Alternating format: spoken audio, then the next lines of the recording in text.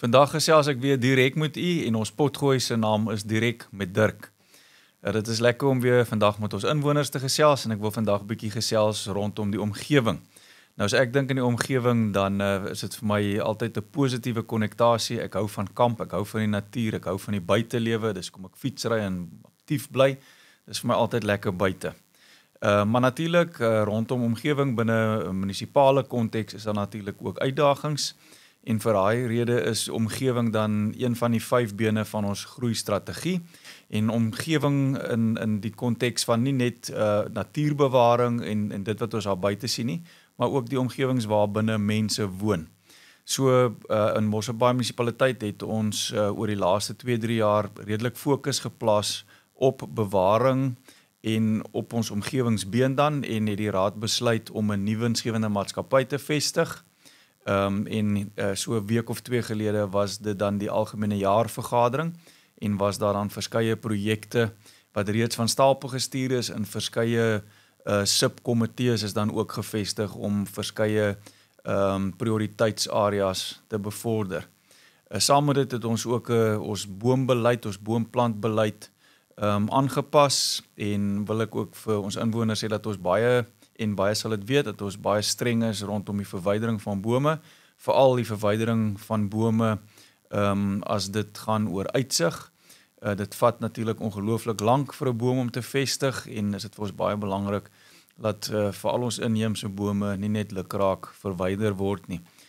Ons het dan ook oor die laaste paar jaar 14,000 bome geplant en dit sluit in ook spekbome. Daar is so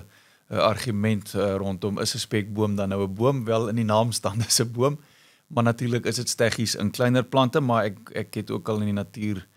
spekbome gesien met stamme wat omtrent 30 cm in deursnee is. Dan natuurlik rondom die omgewing is ook sien ons ook die skoonmaak van ons dorp. Jy sal bewus wees dat Mosselbaai munisipaliteit onder die leierskap van direkteur Elise Nel, dis die reinigingsdienste departement binne die munisipaliteit, doen baie moeite en van die raad se kant bewillig ons genoeg geld om ons dorp skoon te hou. In van ons areas is dit ongelukkig nog steeds 'n uitdaging en sien ons dat gemeenskappe nie altyd saamwerk nie en ons wil weer 'n beroep doen op ons gemeenskappe om by geallokeerde plekke en in blou sak, swart sakke en groen sakke ons 'n 3-sak stelsel om asseblief as hulle vuilgoed weggooi om dit in sakke te plaas en dan in geallokeerde areas te plaas. Ek het laas Vrydag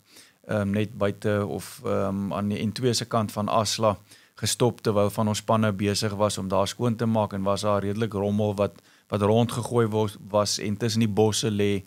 en ongelukkig ook bourommel. Nou wanneer ons praat van bourommel is dit 'n enorme uitgawe vir die raad want ons moet swaar masjinerie invat en op hierdie stadium is dit belangrik ook dat ek net onder die aandag bring die inwoners of enige boukontrakteur hoef nie na Grootbrak noodwendig mee te ry om bourommel daar weg te gooi nie. U kan ook by ons Kwanongaba oorlaaistasie is daar wel fasiliteite waar u dan bourommel kan nalat. Ons is natuurlik ook in die tyd van die jaar waar wat ons noem die brandseisoen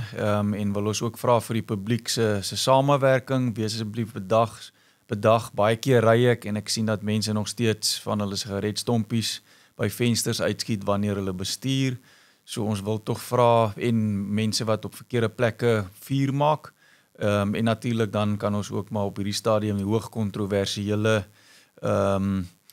ding rondom vuurwerke, die afskiet van vuurwerke, wil ons weer eens 'n beroep doen op ons inwoners ook om veral op nuwejaarsaand om eerder dan die Hartenbos Seefront se vuurwerk vertoning wat amptelik deur die raad goedgekeur is om dit by te woon en asseblief nie onwettige vuurwerke af te skiet op strande nie, om sodoende ook ons natuurlewe in ag te neem. En dan wil ek ook vir ons brandweer en ons noodpersoneel wat oor die vakansieseisoen baie hard gaan werk, vir hulle ook alle sterkte toewens en baie dankie ook vir die manier hoe hulle die brande bestry in ons omgewing. Ons is baie trots op ons amptenary in Mosselbaai en hoe effektief hulle werk. So 'n ander projek waarop ons ook baie trots is die aankondiging dat die Pinnacle Point grotte laas jaar wêrelderfenis status bereik het.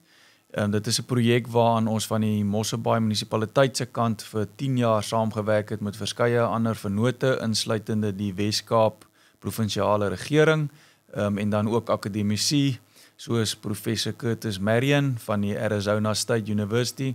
as ook die plaaslike Dr. Peter Nielsen. So ons is baie trots op die feit dat reg hier in Mosselbaai is 'n wêrelderfenis gebied, wat natuurlik enorme voordeel inhou vir nie net ons ekonomie nie, maar ook vir internasionale toerisme. So aangesien die Pinnacle Point grotte omgewingssensitiewe area is, het die raad reeds 'n hele klompie jaar gelede besluit om die area, die ou quarry by die punt beskikbaar te stel, en die idee was dat daar 'n wêreld gehalte interpretasiesentrum gevestig word, om dit wat in die grotte gesien word basies te dupliseer, en sodoende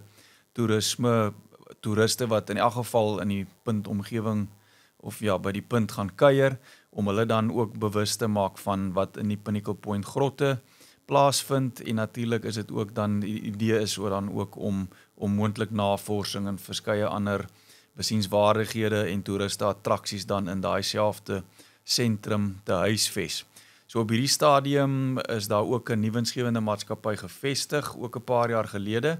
en het hulle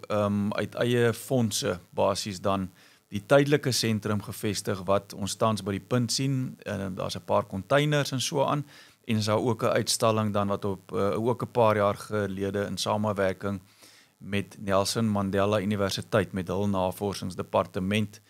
ook in samewerking met professor Curtis Marion, was daai model basies deur van die studente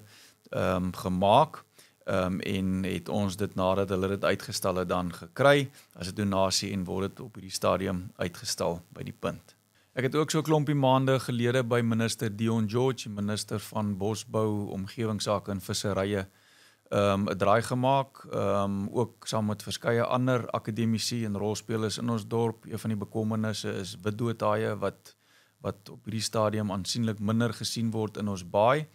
en het ons hom ook gevra om te oorweeg of dit moontlik is om Mosselbaai te laat verklaar as 'n marine bewaarja,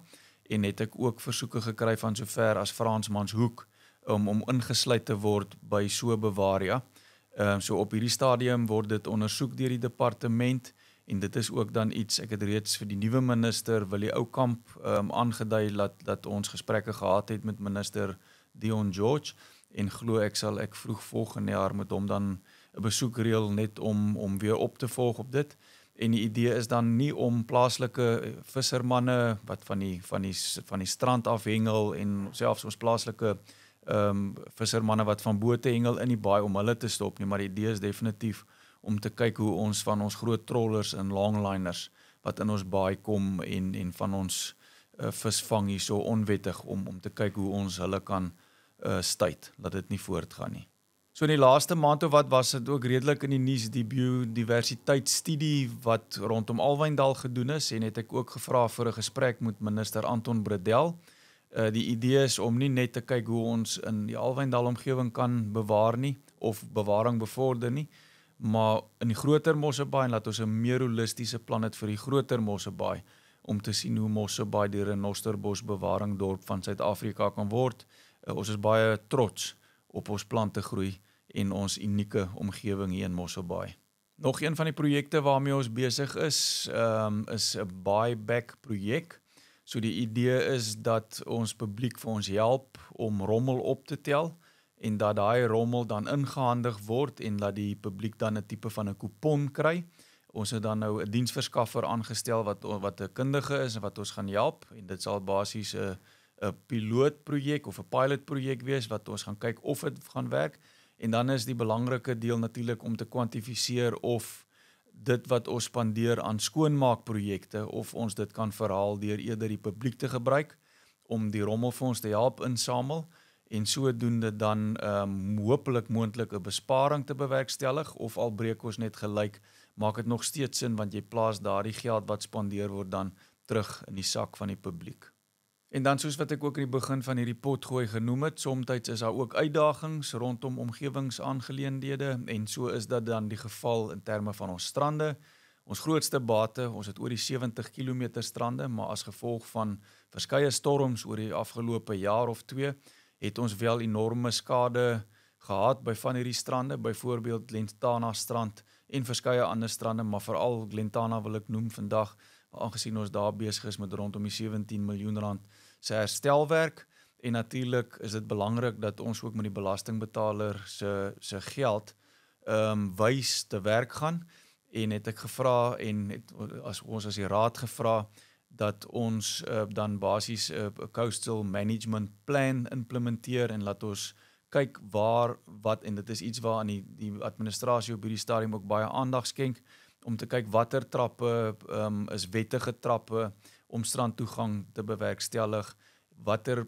tipe trappe word gebou, is die ontwerpe reg, ensovoorts. En ja, die idee rondom dit is maar basies net om seker te maak dat klomp geld nie spandeer word aan strandinfrastruktuur, wat dan net weer met die volgende storm weggespoel word nie, want dit is natuurlik dan 'n nuttelose spandering. So ons probeer ook werklik kyk hoe ons kan gelde spandeer op ons kusinfrastruktuur, laat dit goed in stand gehou word, maar laat dit nie vrugtelose uitgawes is nie. Wel, dit was dan so in breë trekke van die projekte waarmee ons besig is rondom ons omgewing, of ons omgewingsbeen van ons groeistrategie. En dit was dan hierdie week se direk met Dirk, en ek gesels volgende week bietjie rondom ons sosiale been. Tot weersiens.